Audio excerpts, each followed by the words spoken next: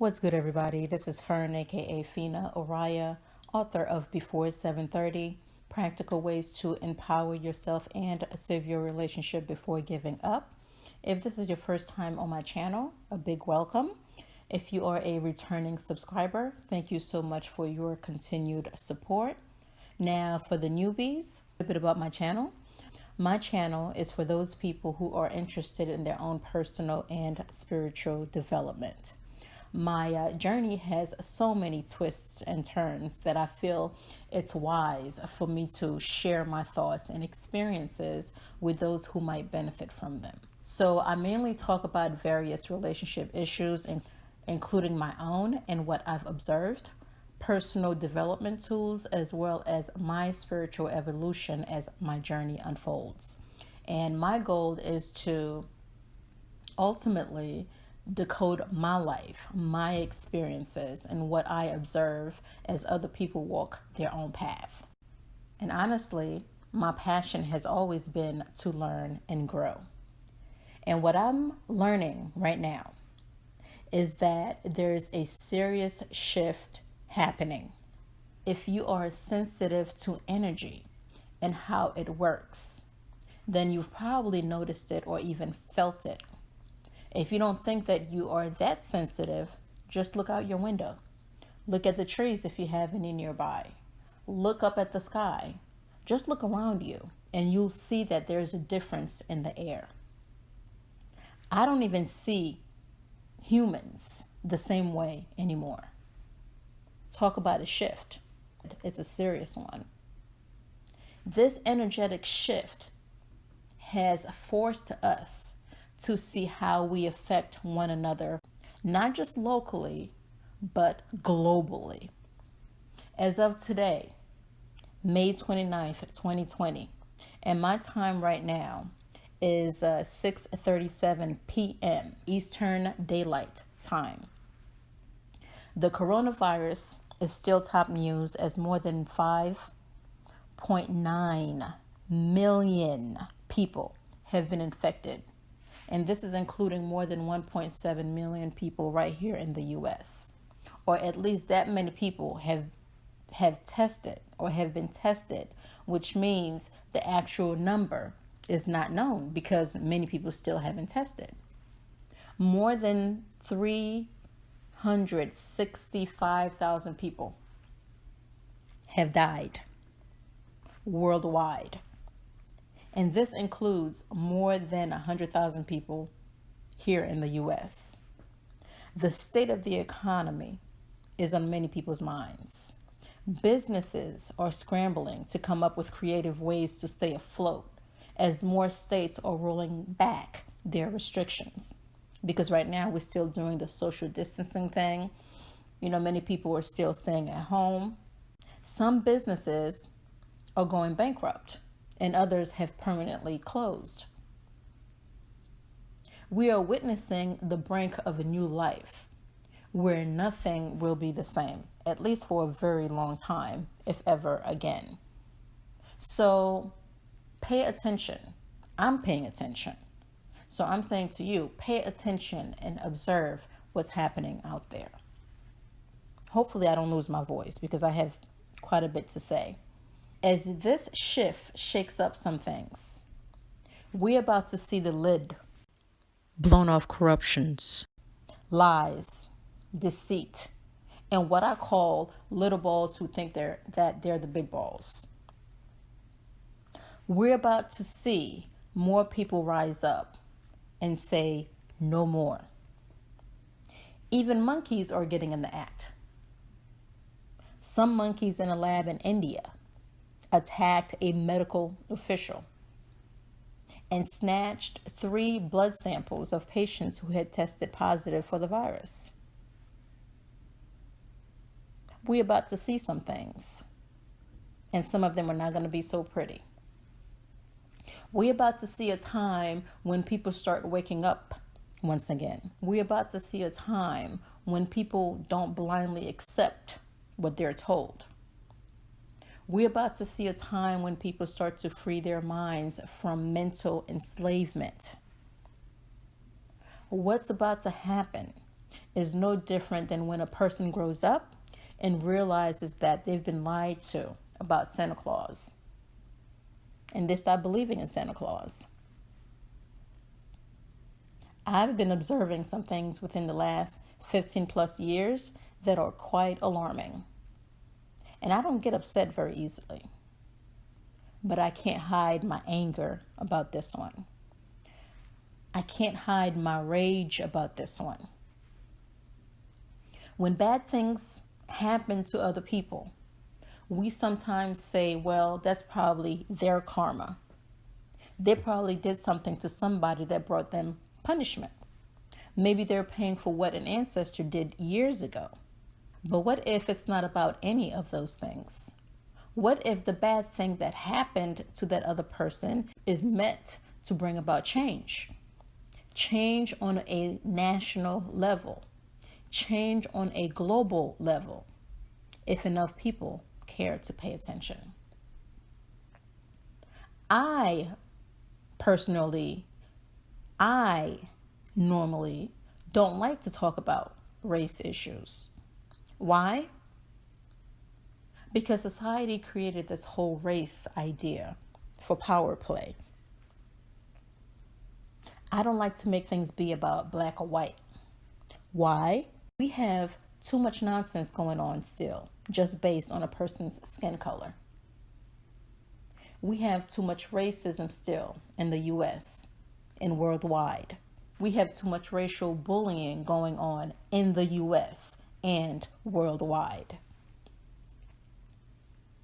We have too much racial profiling still in the US and worldwide.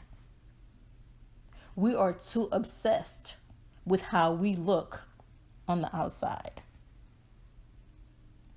We are too blinded by superficial appearances. Until we get that right, there will always be a division amongst us. You don't have to like how I look, but damn it, no one is going to tell me that I'm not God and goddess energy in human form. To address the latest issue that has shaken many communities since Monday, I can't talk about this without talking about race. It is what it is. If what I'm about to say upsets you, then you really need to look in the mirror and be honest with what you see staring back at you. Because I know what I see when I look in the mirror. Because I always trying to put myself in other people's shoes. I always trying to have compassion. But the truth is the truth. So we had another sickening act that took place against another unarmed. I just want to say man, but we live in a world where society categorizes people by color. So I'll say an unarmed black man, this time in Minneapolis. His name was George Floyd. He was 46 years old. Yes, it's nothing new, and that's what makes it even more disgusting and painful to watch or read about.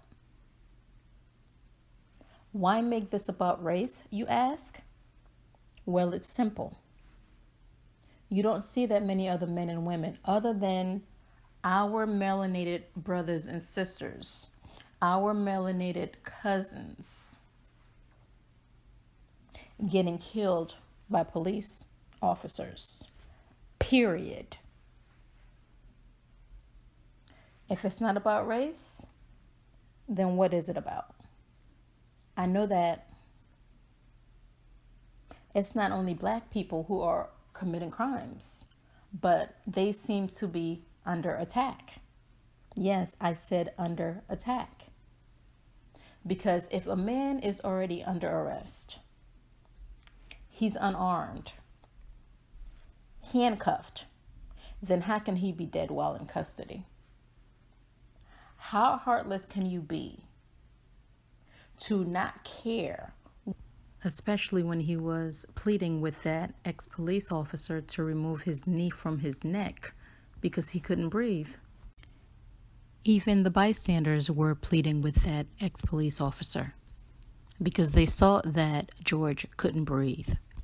But he just stared at them while another cop, now ex-cop, kept watch.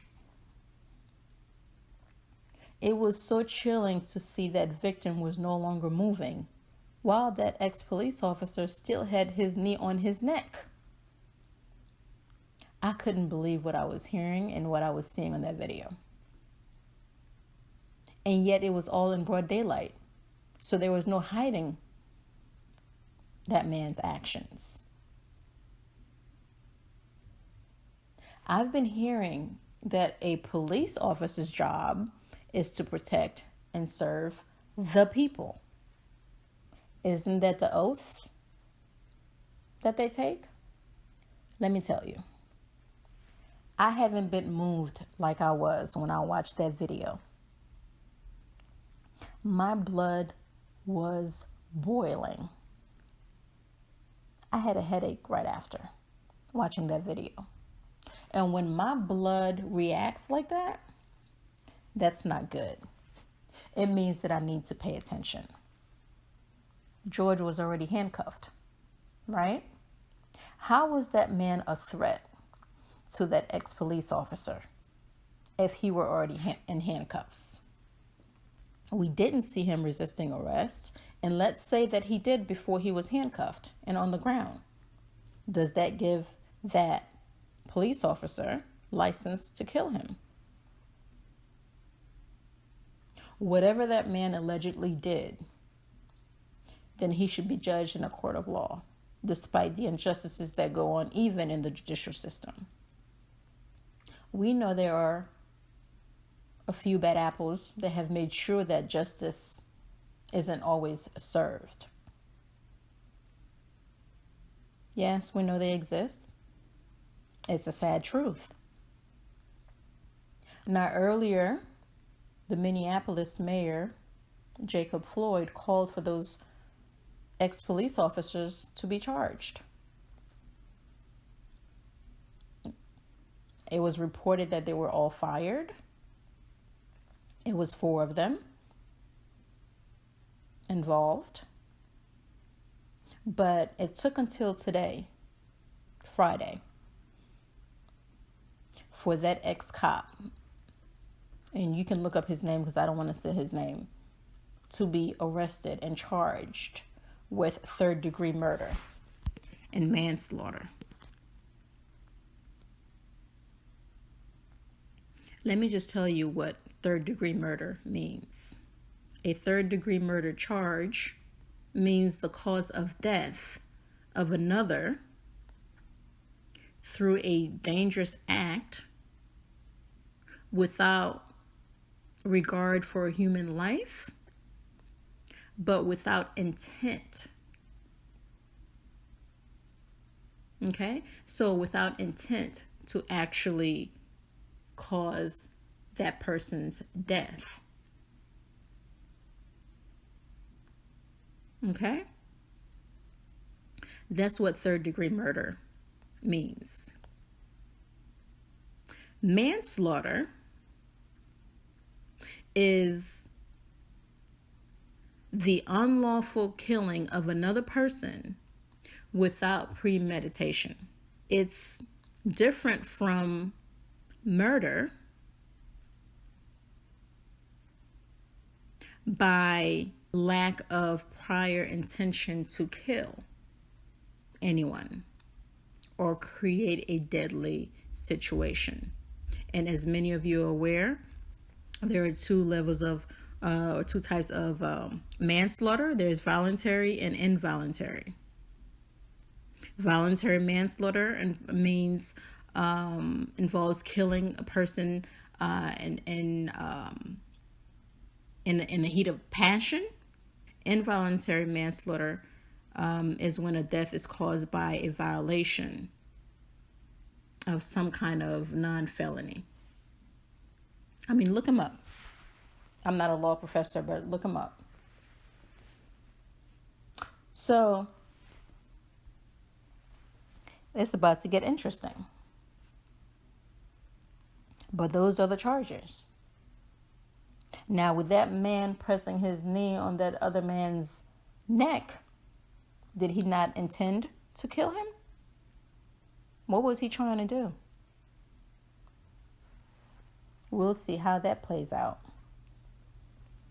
So people are protesting and rioting in some states because they had enough. They're saying enough is enough. I don't condone violence, but you can only poke a lion but for so long. Imagine how this will play out if this man's family doesn't get justice. These events are nothing new, but this is my first time speaking up on them on my channel. And my spirit moved me to make this video. If the U.S. and the world, for that matter, don't want people to see others as how they're being categorized, then we need to clean up our act.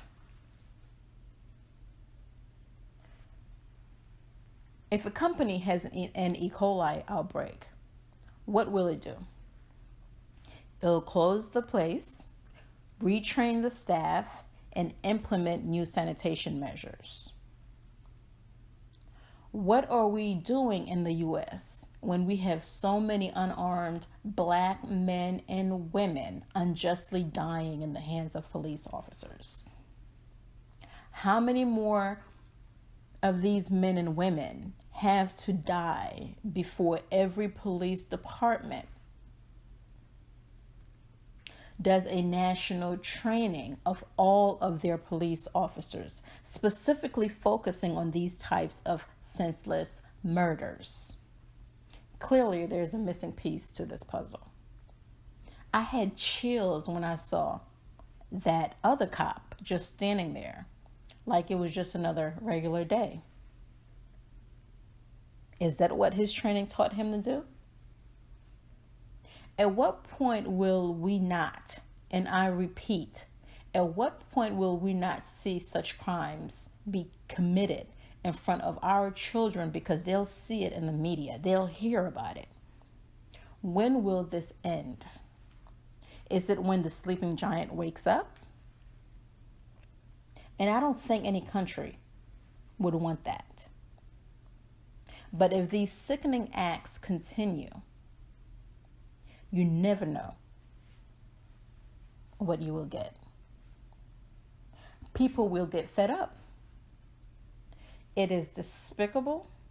It is disgusting to see that a police officer cannot make an arrest without killing someone, especially if we're talking about an unarmed man or woman, or better yet, a handcuffed Black man or woman. Are police officers now the judge? Police officers should not be murdering people in the streets. It's not about what the person did. It's about what is a police officer's job. What is a police officer's responsibility while he or she is on the job? Does that description, or does that job description include killing an unarmed, handcuffed Black man or woman? And thank goodness for cell phones and cameras. Imagine if there were no cell phones, no cameras right now. It would be that person's words against the police officers if they were still alive, or no words at all if they're dead. Can you imagine how many of those cases have happened and are happening now still in countries or places where people are not technologically advanced?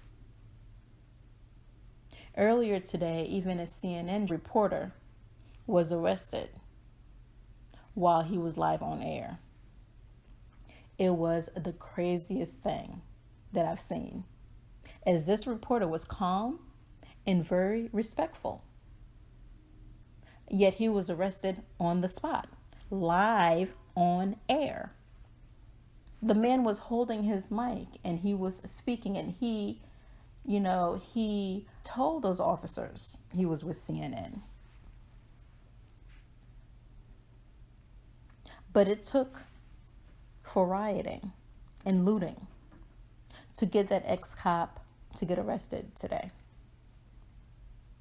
The other 3 officers who did nothing aren't in custody yet, as far as I know. So people have too many reasons to get enraged right now. And we must demand justice, because we can't look at these acts as isolated incidents, because tomorrow it could be someone you know. It could be someone I know. Especially when we see there's a difference in how arrests are made and how people are being treated. We are losing too many men and women this way. And I must say, do not let the sleeping giant wake up. That's the thought that kept coming to me. That's what came to me a couple of days ago. Do not let the sleeping giant wake up. Because when the sleeping giant wakes up, it will get ugly. And it's a powerful sleeping giant. People are fed up, rightfully so. Too many young Black men and women are dying in these streets. I hate violence. I hate racism. I hate when people look down on others. And I think more police officers should speak up. I think more police officers should hold their partners accountable for their actions while on duty, and step in if their partners aren't doing the right thing. We all know that not all police officers are bad, breaking nature's own laws, but there are enough bad ones in law enforcement. No one should be thinking, am I going to make it home today? I don't even know how to have this conversation with my 15-year-old son yet. I'm letting my anger and my rage dissipate a little bit more before I can have this conversation with him. Now, with what has been happening in Cali, in New York, Kentucky, Georgia, and now in Minnesota, and there are other areas too, or other places where this has happened, they're thinking that a police officer might kill them.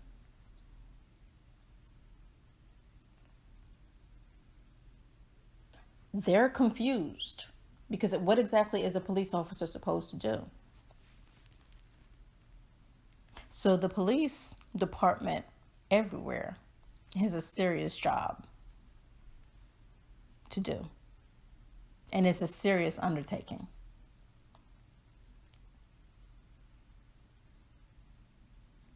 So it took me a few days to actually make this video because I was so upset.